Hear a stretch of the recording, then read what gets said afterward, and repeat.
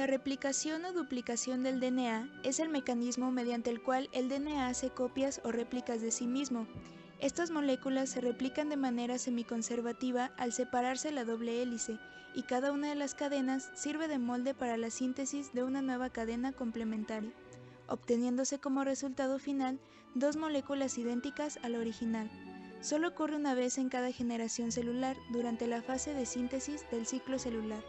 En la mayoría de las células somáticas, la replicación del DNA ocasiona la mitosis, pero en las células germinales, espermatocitos y ovocitos primarios, conduce a la meiosis.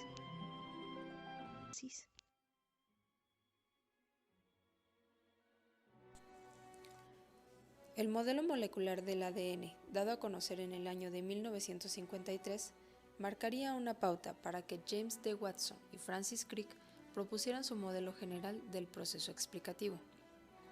Dicha propuesta consistía en suponer que cada una de las cadenas de polidesoxinucleótidos servía de molde o patrón para la formación de una nueva cadena complementaria a la original.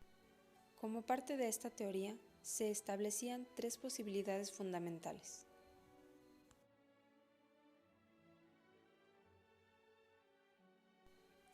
Las cadenas de DNA progenitoras se rompen en ciertos intervalos, y las moléculas hijas de DNA de doble cadena resultante presentan fragmentos del DNA progenitor combinados con nuevos fragmentos. En este mecanismo, cada una de las hebras del ADN progenitor se duplica, produciendo dos moléculas de DNA hijas, una de las cuales es la molécula de DNA progenitora intacta y la otra una molécula de DNA cuyas dos hebras son nuevas. El DNA progenitor separa sus cadenas complementarias y cada una de ellas se replica, sirviendo como molde para la síntesis de una cadena nueva complementaria. Cada hebra hija tiene una de las cadenas del DNA progenitor y otra nueva, que ha sido sintetizada utilizando como molde la del progenitor. Este tipo de replicación la propusieron Watson y Crick en su modelo.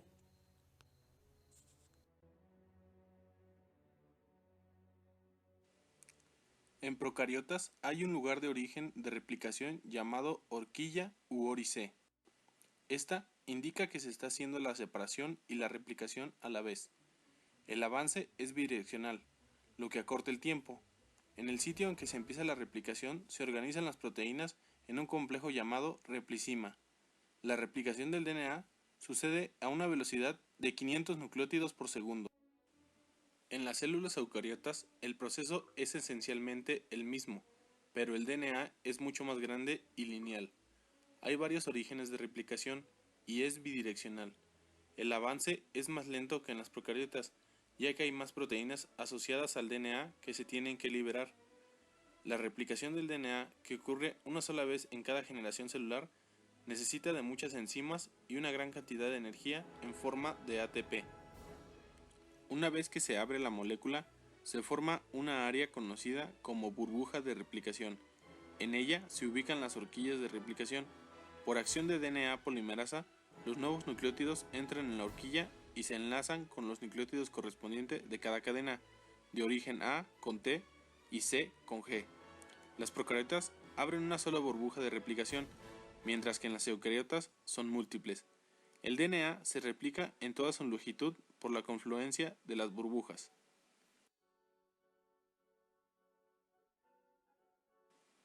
Dado a que las cadenas de DNA son antiparalelas y que la replicación se procede solo en dirección 5' a 3' en ambas cadenas, numerosos experimentos han demostrado que una cadena formará una copia continua, mientras que en la otra se formará una serie de segmentos cortos conocidos como fragmentos de Okazaki.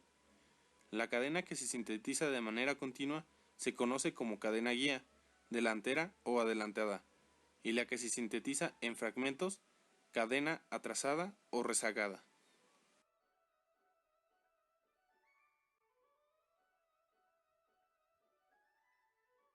La replicación del DNA requiere la acción coordinada de varias enzimas. Se han establecido varias etapas en la replicación del DNA.